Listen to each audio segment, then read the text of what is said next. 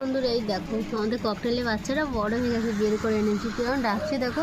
কি হয়েছে, তোমাকে কিছু করবো না তো, দিয়ে আসবো তোমার কাছে। হ্যাঁ, ছুটিটা কি সুন্দর দেখো। এই দেখো, ও মা গো, কি সুন্দর কি সুন্দর। ভয়ে ডাকছে, ভয়ে ভয় পাচ্ছে। কি হয়েছে কি হয়েছে, আমি তো দিয়ে আসবো মার কাছে, মার কাছে তো দিয়ে আসবো সোনা বুঝু। ওলা রুটি বানাচ্ছি, আর একটা বানিয়ে নিয়েছি, আরও দুটো বানিয়েছিলাম এই যে। আর আজকে তরকারি করবো এই যে। বাচ্চাদের টিফিন দিয়ে দিই। ডিম ভেজেছিলাম, পোচ করতে গেছিলাম, তো পোচ আর করিনি, এইভাবেই করে দিয়েছি। তো এই যে রুটি একটা করে দিয়ে দিলাম।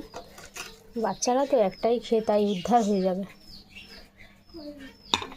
চলো সবাই দিয়ে দিই খেতে। আই দা, ওটা আবার কী করতে এনেছিস? সোনা সকাল দুপুরবেলা খাবে ডাল, যেহেতু অন্য কিছু খায় না তাই এটা রেখে দিলাম। এখন হাঁড়িটা দেখেছো কি সুন্দর ছোট্ট। গুড মর্নিং ফ্রেন্ডস, আজকের ডাল চচ্চড়ি বানিয়েছি একটু আলু দিয়ে, আর কালকের মতো গোলা রুটি বানিয়েছি। রুটিটা দেখেছো কত সুন্দর হয়েছে, পাটিসাপটার মতো।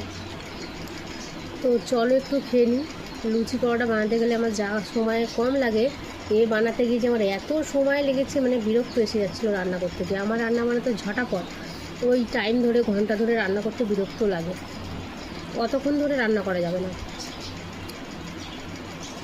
তো তোমরা সবাই সকালে কে কী খেলে বলো। বাই বাই, সবাই ভালো থেকো।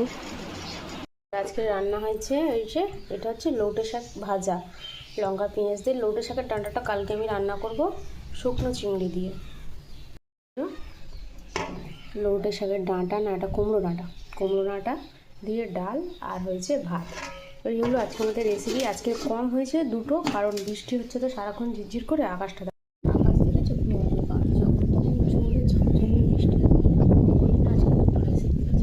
আর নিয়ে এসেছি আমি, শুধু শাক ভাজা দিয়ে এনেছি, আর কিছু নিয়ে আসিনি, শুধু শাক ভাজা দিয়ে ভাত খাওয়া হবে।